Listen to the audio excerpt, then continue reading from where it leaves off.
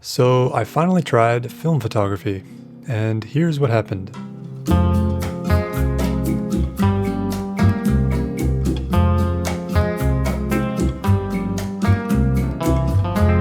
But first, a brief background. Infinito tren. I, being a member of Gen Z, grew up just as film was on its last leg as the dominant medium for photography, both for consumers and professionals. So when I first started getting into taking photos, I naturally ended up using my parents' Nikon D5100, which was a mid-range prosumer DSLR. And while I never got super serious with it, it definitely lit some sort of spark in me that, even after all these years, is still kind of burning inside me. I always viewed using film in the modern world as a bit hipster or pointless, since you could basically get very similar results with digital if you tried hard enough. But what I didn't realize was how the more everything became digitalized, the more disconnected I became, and I think many others did too, from the process of actually taking pictures. So, long story short, I wanted to refresh my love for creating images, but not for the result. Because if that's all you care about, you might as well just use AI at this point. I think the one thing that AI can't take away is the act of creating, and the way that we as humans connect with it and others who create. So I decided I was going to buy a film camera.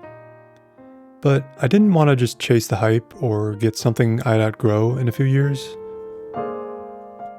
So I went with the Nikon F2.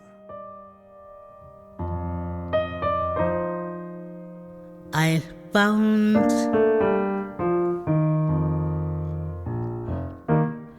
my love in Avalon. I won't go into depth about it now, but it's an incredible, fully mechanical camera produced in the 70s. And I can already tell you, I did not regret it at all. I left my love. And for the film stock, I chose to go with Kodak Gold 200. And I sail. But what started out as just a test of the camera actually turned into something a bit more involved than I expected. I actually figured out how to use the camera pretty quickly.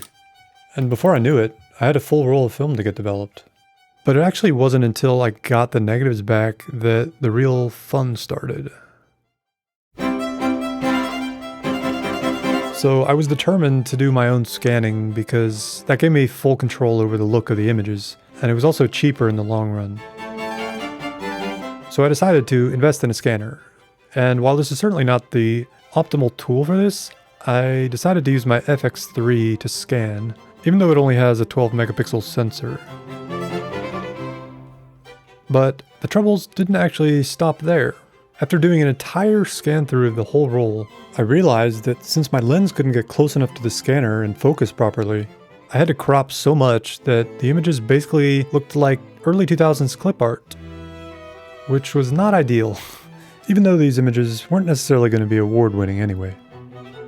So, as much as I hated it, I decided the best option was to buy a set of semi-cheap extension tubes that would allow me to focus much closer and use more of my FX3 sensor. This would allow for slightly better detail, even if it still wasn't perfect. So fast forward a couple days, and I finally had my final scans.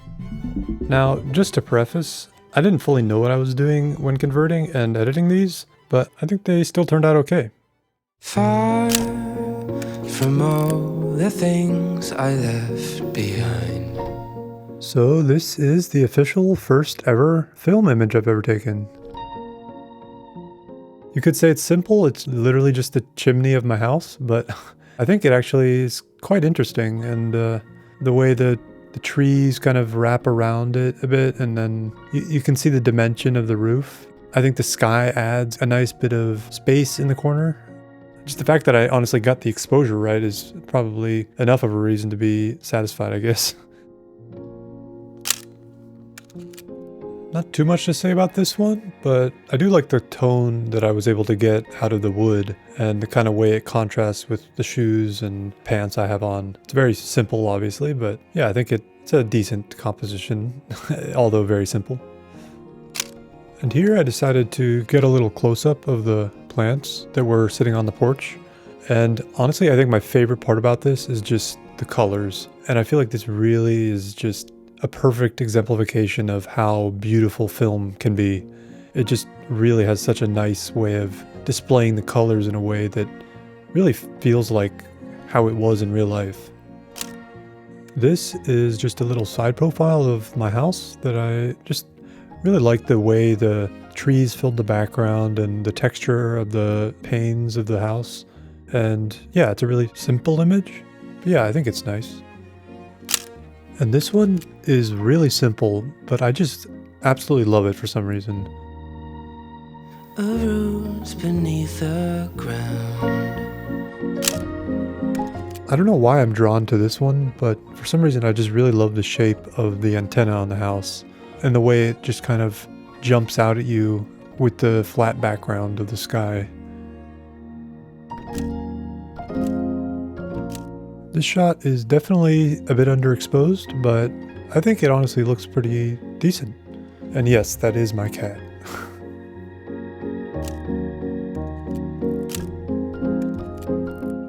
Here we've got another nice shot, very similar to the other one, of the side of the house, except the sun was starting to set a little more. And I really think this one actually looks even better. Although maybe the composition is a little bit unbalanced. I do really like the overall colors. This is another pretty simple one. I really think the way Kodak Gold looks with the warm tones of the wood and the way the shadow adds a little bit of interest to it is just nice.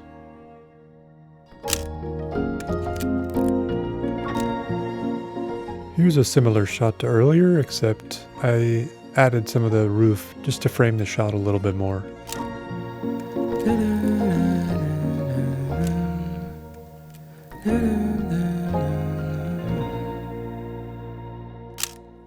And for the last part of the roll, I decided to go down to this place near my neighborhood where there was oftentimes a very good view of the sunset.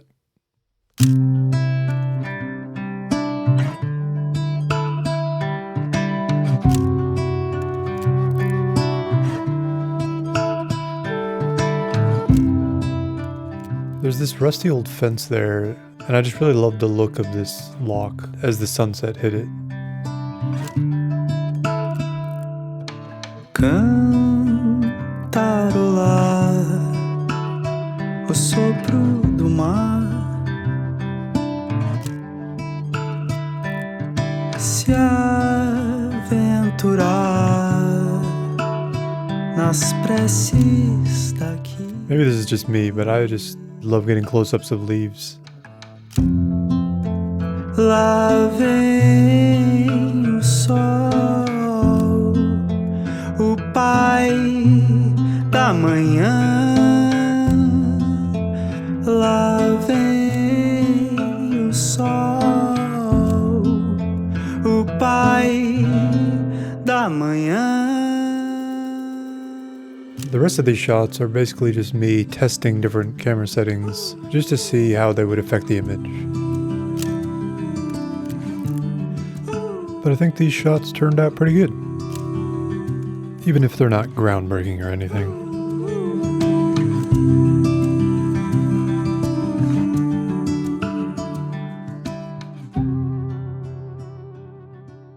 I think I was pretty pleasantly surprised by the results I got, even though this was really just a test. But I was also kind of surprised about the whole scanning process and how easy that is to mess up. It definitely ended up being a little bit more of a process than I expected, but I definitely enjoyed the whole process of it and the way I was able to just have more involvement in every stage. It kind of makes the work feel like more like it's mine in a way, because I didn't just like press a single button and then just be done. I don't know, I think it just really changed the way I think I'm gonna go pursue and go about doing photography in general from now on. And yeah, I mean, shooting film is definitely like a slower process, and especially shooting with the Nikon F2, it was a little weird because I just first of all, not used to just not being able to see what I'm shooting, and then just like not really having that same like preview of the image like while you're shooting or after you're shooting. So yeah, it's definitely like but I feel like all that stuff kind of just puts you more in the moment, and all you're thinking about is what's in front of you. And I think that's just really, yeah, I think there's something really good about that